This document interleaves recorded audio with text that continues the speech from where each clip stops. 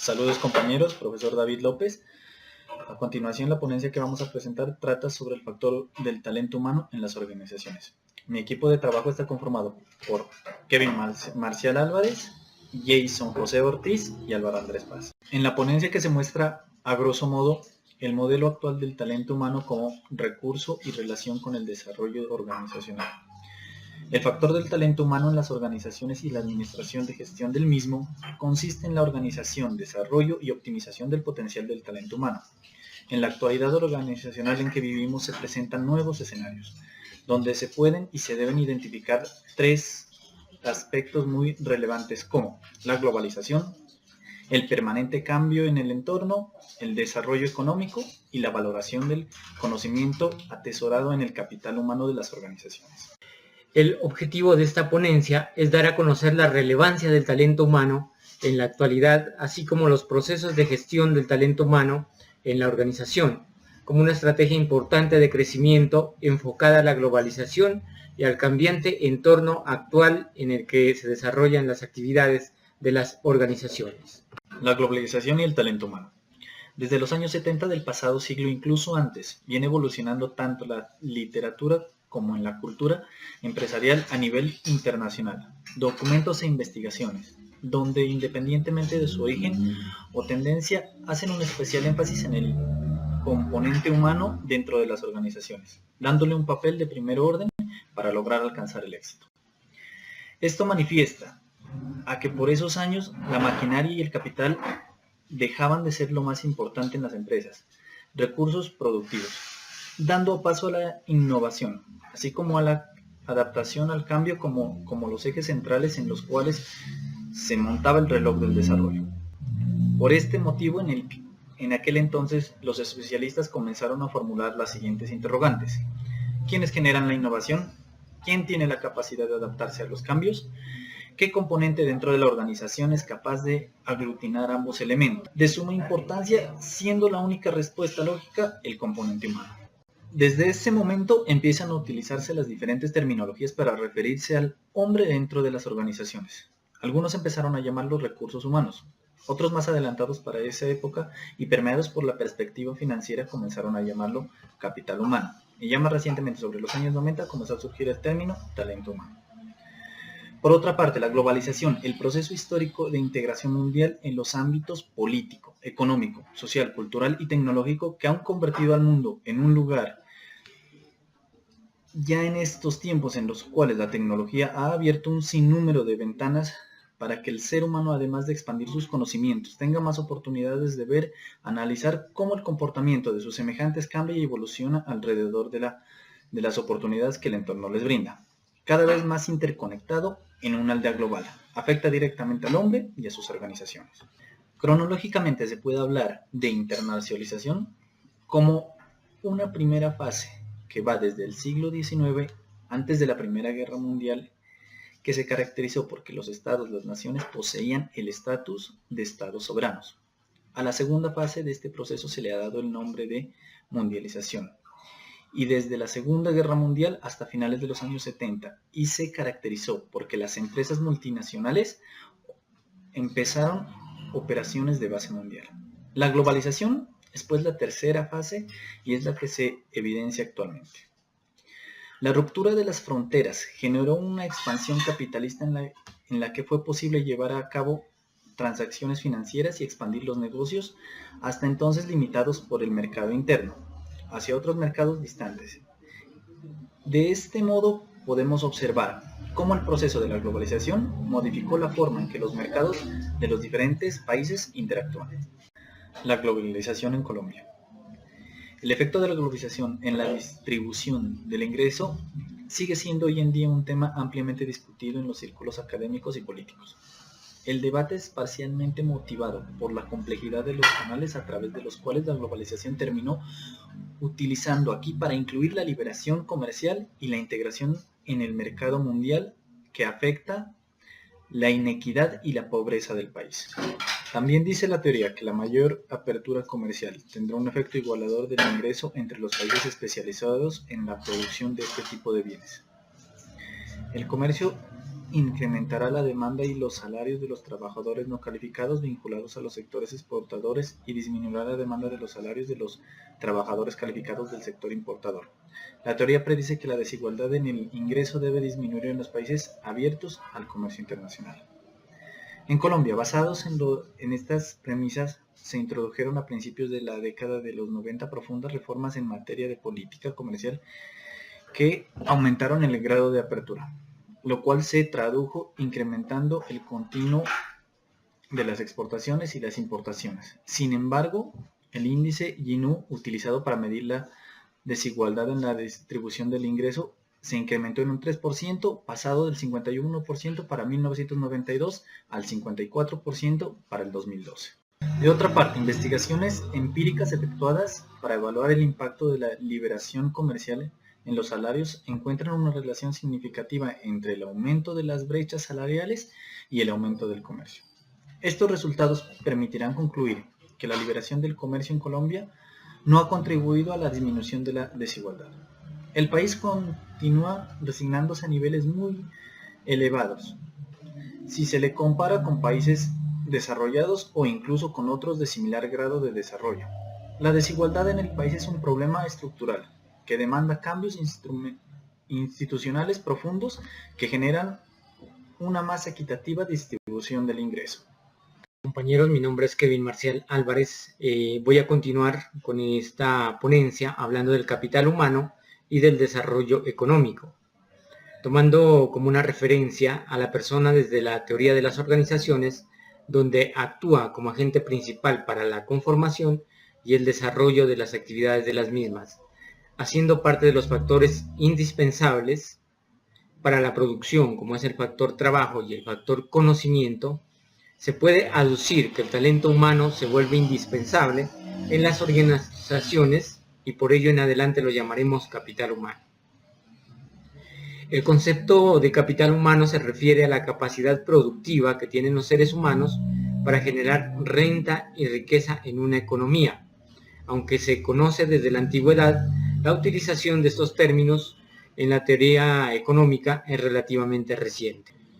Al inicio de los años 60, Theodore Schultz y Gary Becker, ambos premios Nobel de la Economía, son los primeros en utilizar el término capital humano de una manera consistente, aplicando la teoría del capital a los seres humanos como agentes de producción y agentes directos del aumento o disminución del Producto Interno Bruto. El capital humano en las empresas es como tener un stock de conocimiento y destreza productiva reflejadas en sus colaboradores. A diferencia del capital físico, el capital humano no es propiedad de nadie. Desde que desapareció la esclavitud, las personas tienen la libertad y el derecho de elegir a sus patrones y sus lugares de trabajo. De allí la importancia de la gestión del talento humano para reclutar y mantener el mejor capital humano al servicio de la organización. Podría decirse que el capital humano es el conjunto de capacidades, aptitudes, actitudes, conocimientos y destrezas de los empleados y directivos de la organización. Sin embargo, esto no es suficiente. El capital humano tiene que ser más la suma de estas virtudes de la persona, ya que debe ser capaz de adaptarse rápidamente a la cultura y la dinámica de una organización en un ambiente económico, competitivo, cambiante y globalizado como el que viven nuestras organizaciones.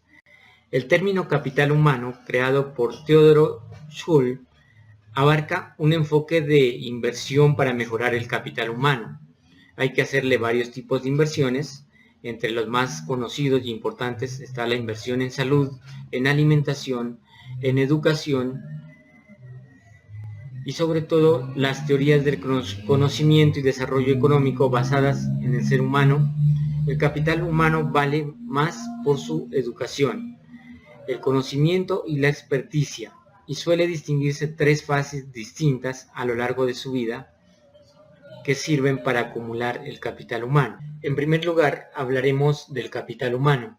El capital humano adquirido en el hogar, donde se desarrollan virtudes de amistad, tolerancia, responsabilidad y trabajo, cosas que las deben vivir en la familia como la unidad básica de la sociedad. En segundo lugar, el capital humano también se mide por la experiencia específica en el campo en el cual el colaborador ejerce sus labores en su cargo. En tercer lugar, el capital humano adquirido en la educación formal, como son las universidades legalmente reconocidas, sirven para incrementar la productividad económica de los individuos en las organizaciones y por consiguiente aumentar la producción y el crecimiento económico de las naciones. Aumentar el capital humano requiere tomar acciones importantes dirigidas a desarrollar el talento humano. Dicho objetivo no se puede lograr de una manera espontánea.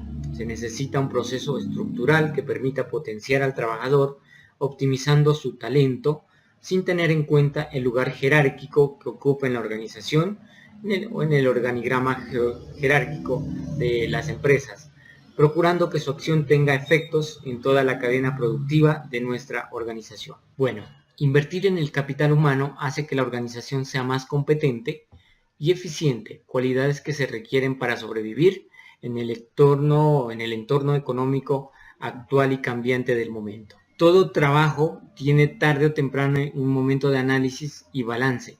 El momento en que se comparan los logros con las expectativas, se evalúan los resultados obtenidos, se revisan las prácticas que ayudaron o no a alcanzarlos. Es un momento de reflexión en el sentido de hacer un alto, mirar dónde estamos en relación con lo que queríamos estar. Buenas tardes. Voy a hablar acerca del tema de la revisión del desempeño laboral. La revisión del desempeño es fundamentalmente facilitar el aprendizaje y la mejora permanente en el trabajo, a través de una conversación que permita analizar las fortalezas y detectar las oportunidades en la mejora en el desempeño laboral de una persona. Un problema muy habitual es que muchas veces se deja este proceso librado a las circunstancias, a las opiniones y a la subjetividad de los actores involucrados. Todos los directores, los coordinadores, los empleados, los voluntarios, realizamos una evaluación permanente de nuestro trabajo y el de los demás. Se debe disponer de una metodología sistemática para la revisión del desempeño. De esta forma, mediante un mecanismo de retroalimentación, se logra promover la mejora permanente de la gestión de cada uno y se acota la subjetividad inevitable en este proceso. Objetivos de la revisión del desempeño. Primero, asegurar una mayor comprensión de la misión y la actividad de la organización. Segundo, fortalecer la relación de las personas con la institución.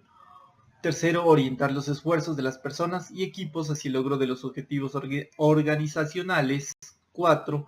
Potenciar la contribución de cada integrante de la organización y promover su compromiso con la tarea. Pero, ¿en qué consiste la revisión del desempeño? Se trata de un proceso formal de análisis y evaluación de la gestión de una persona, conducido por un jefe o supervisor de una forma pautada y con el soporte de una herramienta estructurada, proceso que se realiza por medio de una reunión o charla entre ambos. En esta conversación, el desempeño en el trabajo de la persona es analizado a la luz de un conjunto de parámetros acordados entre ambos. La revisión no consiste en un mero intercambio de opiniones o percepciones, sino que se surge de contrastar lo realizado con un conjunto de expectativas previamente acordadas. Solo en la medida en que exista un acuerdo claro sobre qué es lo que se quiere hacer y cómo se espera que se haga, o cuáles son las responsabilidades y cuáles son los objetivos del trabajo, la evaluación se puede realizar de una forma constructiva. Podemos ver entonces que en la revisión del desempeño adquiere sentido en relación a lo que podemos llamar ciclo de desempeño de recursos humanos. El desempeño en el trabajo laboral en una organización, puede ser una escuela, un hospital o una institución social o cultural, puede entenderse como un ciclo que se desarrolla en forma permanente en 3 momentos diferentes. Esos momentos son los siguientes. Primero, el planteamiento, que consiste en la formalización de un acuerdo de expectativas que estructuran el trabajo, la definición de las responsabilidades y los resultados esperados de cada uno. Segundo, el seguimiento, que provee la supervisión y el apoyo necesario para promover los resultados esperados y objetivos de la revisión de desempeño.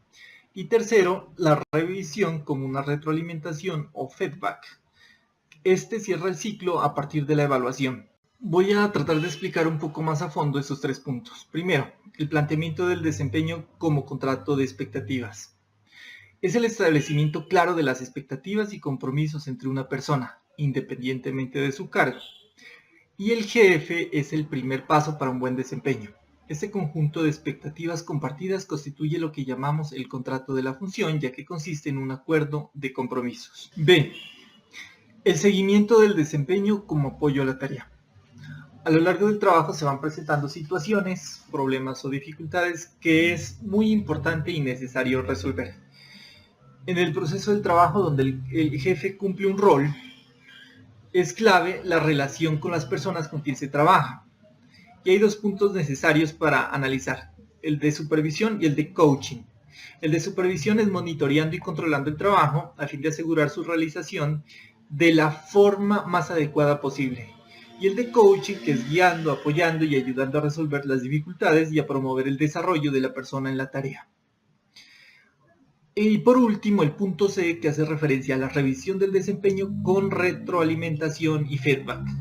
Como hemos dicho, la revisión del desempeño consiste en el análisis y la evaluación del trabajo realizado entre la persona y su jefe, a la luz del contrato de la función como un conjunto de expectativas compartidas entre ellos. La realización efectiva de este proceso se incluye en 3 componentes clave. 1. Como instrumento y estructura guía de la revisión, brindando parámetros de evaluación. La reflexión personal sobre distintos aspectos del trabajo de una persona y la evaluación de su desempeño. Y por último, un proceso de diálogo, que es una conversación entre el jefe y la persona. Esto con el fin de compartir y revisar en conjunto el trabajo realizado. Discusión. La empresa de hoy no es la misma de ayer. Los cambios que diariamente surgen en el mundo influyen notoriamente en el diario accionar de cada empresa. Cada factor productivo debe de trabajar de manera eficaz en el logro de los objetivos que estos cambios conllevan. Y es aquí donde llegan a realizarse el tratamiento del recurso humano como capital humano. Es a este factor a quien debe considerarse de real importancia para aumentar sus capacidades y elevar sus aptitudes al punto tal en el que se encuentren como un factor capaz de valerse por sí mismo. Conclusiones. El talento humano asignado a negocios globales, en especial a los gerentes, deben de tener una mentalidad global, libre de prejuicios nacionales. Debe de entender el ambiente global para que puedan transformarse en los líderes que una misión global requiere. Los gerentes con responsabilidad internacional directa deben de tener en la capacidad de equilibrar el bienestar de la empresa y las operaciones nacionales. La gestión del talento humano debe permitir que la mayoría de los seres humanos accedan a los conocimientos. Tiempo atrás solo tenían acceso la gente de buena posición económica. Esto ha cambiado porque los adelantos tecnológicos han permitido que nosotros estemos debido a la globalización en el constante de un mundo competitivo. La capacitación permite el desarrollo integral del talento humano que forma parte del servicio público, por medio del proceso de actualización de conocimientos, habilidades y valores, los cuales se ven reflejados en su comportamiento y actitudes frente al desempeño de sus funciones.